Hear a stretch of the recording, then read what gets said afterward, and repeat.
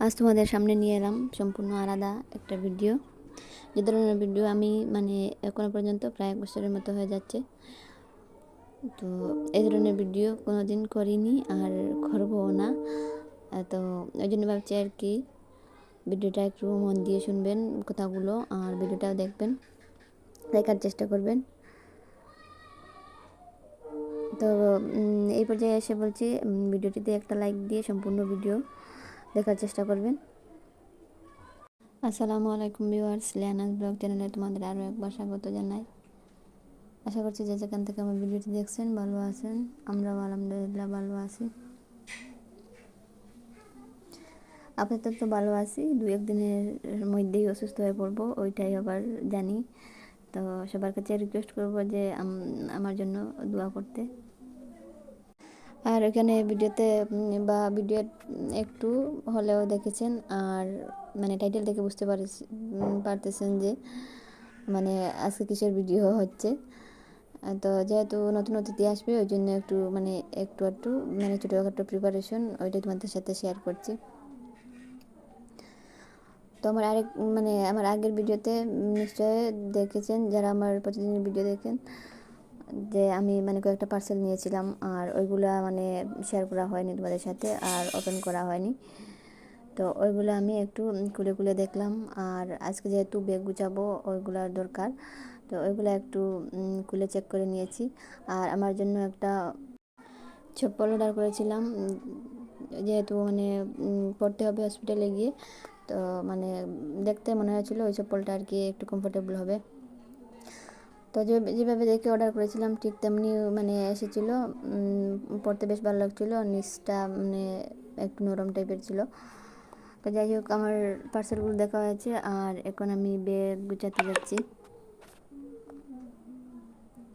তো আমি কী নিলাম, আমার কয়েকটা ম্যাক্সি নিয়েছি, যেহেতু অনেক দিন ধরে আমি ম্যাক্সি পরছি, ম্যাক্সি বলো আর নাইটি বলো পরছি। তো ওই সময়ে নিশ্চয়ই বুঝতে পারছেন 3 পিস চুড়িদার ওইগুলো আর কি পরতে একটু কষ্ট, ওই জন্য আর কি। আর আমি হসপিটাল নেওয়ার জন্য আবার কয়েকটা নাইটি রেডি করে নিয়েছি। আর ফুল ওপেনিং হয়, যেহেতু সার্জারি হবে, তো ফুল ওপেনিং হয় ওইভাবে একটা 2টা নাইটি নিয়েছি। আর ভাবছি যদি দরকার হয় মেডিকেলের কিনারে বেশ ভালো পাওয়া যায় ওই ধরনের নাইটি, তো মার্কেটে যদিও পাওয়া যায়নি। আর আমরা যে হসপিটালে যাব সিটিতে, তো ওইখানে গেলে সব কিছু অ্যাভেলেবেল পাওয়া যায়, আমাদের ওইখানে সব কিছু যদিও পাওয়া যাচ্ছে না। তো মোটামুটি সব কিছু রেডি করে নিয়েছি। আর আমার যে প্রেসক্রিপশনগুলো আছে, সোনোগ্রাফি রিপোর্ট, বাকি সবগুলা রিপোর্ট ওইগুলা ঢুকিয়ে নিচ্ছি। আর যে যে জিনিসগুলো দরকার সব কিছু দিয়ে সুন্দর করে ব্যাগটা আর নতুন অতিথির জন্য ছোটো ছোটো টাওয়াল, ব্ল্যাঙ্কেট, আর ছোটো কাঁথা নিয়েছি আমি।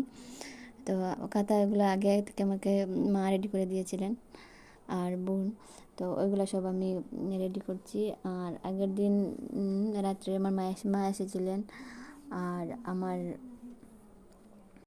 বোনও এসেছিলেন। তো অনেকে আমাকে দেখতে এসেছিলেন। তো সব কিছু আর আমার ভিডিও নেওয়া সম্ভব হয়নি আর কি, যেহেতু একটু ভয় ভয় লাগছিল। সকাল হলে হসপিটালে যাব, সার্জারি হবো, এইসব নিয়ে তো একটু ভয় থাকে।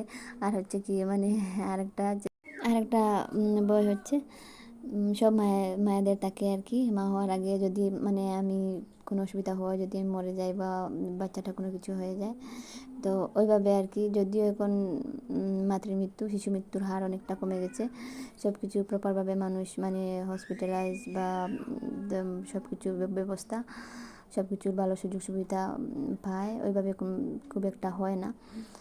তো আগে ওইসব বেশি ছিল, যে শোনা যেত যে জন্মের সময় মা মারা গেছেন বা বাচ্চাটা কোনো কিছু এই ধরনের কেস বেশি ছিল।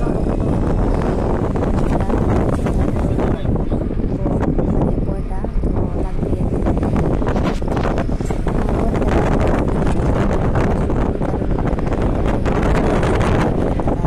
খুব জরুরি দরকার। আর ওই সময়টাতে সবার একটু ভয় থাকে। তো এভাবে আমার অনেকটা ভয়ে ভয়ে আর কি কিছু কিছু ভিডিও নিয়েছি, আর সব কিছু ভিডিও আর কি নিতে পারিনি। সব কিছু ভিডিও নিলে তোমরা ভালোভাবে আর অনেকে আমাকে দেখতে এসেছে, ওই জন্য আর আরও একটু বেশি ভয় কাজ করছিল বাড়িতে ভিতরে। কিন্তু তো যাওয়ার সময় আমার মা গিয়েছেন আর আমার মেয়েকে আমি সঙ্গে নিয়েছি। আর মানে গাড়িতে দেখা যায়নি, তো আমার মামি মানে উনিও গিয়েছিলেন। তো যাওয়ার পর আমরা এই তো এই হসপিটালটাতে এসেছি। তো নাম বললে হয়তো সবাই চিনবে না, ওই জন্য আর কি বলছি না। তো আমাদের এত অঞ্চলে যারা বা ওরাই চিনবে আর কি, আমাদের অঞ্চলে যারা। তো ওটা হচ্ছে প্রাইম হেলথ কেয়ার। তো খুব মানে পুরানো নয়, নতুন করেছে যেহেতু, তো ভাবছিলাম মানে খুব ভালো হবে, নতুন সব কিছুতে একটু মানে যত্ন থাকে, সব কিছুতে একটু ভালো ব্যবস্থা থাকে ওই জন্য। আর এই তো আমরা মানে একটু বসে রয়েছিলাম আর কি রিসেপশনের সামনে। তো যেহেতু আমাদেরকে অ্যাডমিট করেছিল, আর তারপর হচ্ছে মানে তারপর কেবিনে যাই। আর আমার রুমটা নিশ্চয়ই দেখতে পাচ্ছেন, ওইটাতে মানে দুটো বেড ছিল, একটা ছোট্ট আর একটা মানে পেশেন্টের জন্য বড় বেড, আর একটা ছোট্ট বেড ছিল। তো সব কিছু বেশ ভালো ব্যবস্থা ছিল। তারপর মানে রুমে গিয়ে আমরা যেহেতু মানে আমরা যেদিনে যাই আর কি, ওই দিনে আমার অ্যাডমিট হয়েছে, কিন্তু সার্জারি হবে না, পরের দিন হবে। ওই জন্য আমরা রুমে রেস্ট করছিলাম আর কি।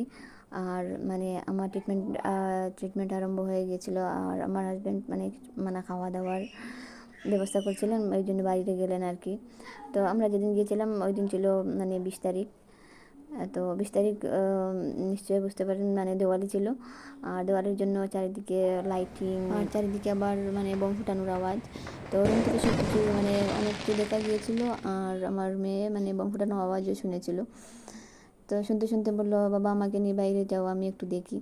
তো যদিও মানে ওই সময়টাতে ওই মানে ওইসবের কোনো মানে ওইসব আনন্দের উৎসাহের মুড ছিল না, তবুও বাচ্চা মানুষ, ওর জন্য আর কি একটু বাইরে গেলেন, ওকে নিয়ে গেলেন। আর মানে সাথে একটু দরকারি জিনিস ছিল, মানে আমার জন্য আরও একটা নাইটি আনবেন, তো মানে ফুল ওপেনিং হয় যেগুলা, ওইগুলা ওই জন্য। আর মানে আমাদের মানে ডিনার করে আনবেন, ওই জন্য পার্সেল করে আনবেন গিয়েছিলেন। আর সাথে আমার মেয়েকে নিয়ে গেলেন। তো ওইগুলো তোমাদের সাথে একটু শেয়ার করলাম, মানে মানে সিটির ভিউটা। তো দিওয়ালির সময় অনেক সুন্দর করে সাজিয়েছিল, সাজানো হয়েছিল সিটি, যদিও মানে ভিডিওতে খুব সুন্দর একটা ফুটে উঠছে না, তো সামনাসামনি দেখলে অনেকটা ভালো লাগে। তো জানি না ভিডিওর এই পর্যায়ে কে কে আমার সাথে আছেন। তো যারা এখন আমার সাথে আছেন ওদেরকে অসংখ্য ধন্যবাদ আমার সম্পূর্ণ ভিডিও দেখার জন্য। আর নতুন যারা আমার ভিডিওতে এসেছেন বা নতুন হয়ে আমার পরিবারে আসতে চান, তাদেরকে বলছি একটা সুন্দর কমেন্ট করে 24 ঘন্টার জন্য অপেক্ষা করবেন। আর আমার সার্জারি থেকে বেবি হওয়া পর্যন্ত মানে সবগুলা ভিডিও আমি মানে একটু কষ্ট হলেও মানে আমি তোমাদের সাথে শেয়ার করার চেষ্টা করবো আর কি। তো তোমাদের কাছে রিকোয়েস্ট থাকবে মানে আমার ভিডিওগুলো দেখার, আমার সাথে থাকার। তো আমার মেয়েটা মানে ফুর্তি করছে বাইরে বেরিয়ে, বাইরে একটু এসে অনেক মানে আনন্দ পেয়েছে ওইসব দেখে। তো ও আর কি বুঝতে পারছে, মানে বাচ্চা মানুষ তো ওর মনে হচ্ছে যে মানে আমরা আগে যেভাবে ঘুরতে আসতাম এই সিটিতে, তো ওইভাবে মনে হয় ঘুরতে এসেছি। তো একেবারে টেনশন ফ্রিভাবে চলছে। তো ওর বাবাকে আমি জোর করে মানে ওকে বাইরে দিয়েছি, মানে ওকে সাথে দিয়ে। তো বাচ্চা মানুষকে ও তো আর বুঝতে পারছে না, তো ও খুশি করবে, বাইরে যাবে, একটু দেখবে, ওই জন্য রুমেও কী করবে, তো ওই জন্য আমি জোর করে দিলাম আর কি। আর মোস্ট ইম্পর্টেন্ট একটা কথা হচ্ছে, এক সপ্তাহ আমার ভিডিও না দেওয়ার জন্য আমার চ্যানেলটা অনেকটা ডাউন হয়ে গেছে। ভিডিওটা ফুল ওয়াচ করার জন্য অসংখ্য ধন্যবাদ তোমাদের।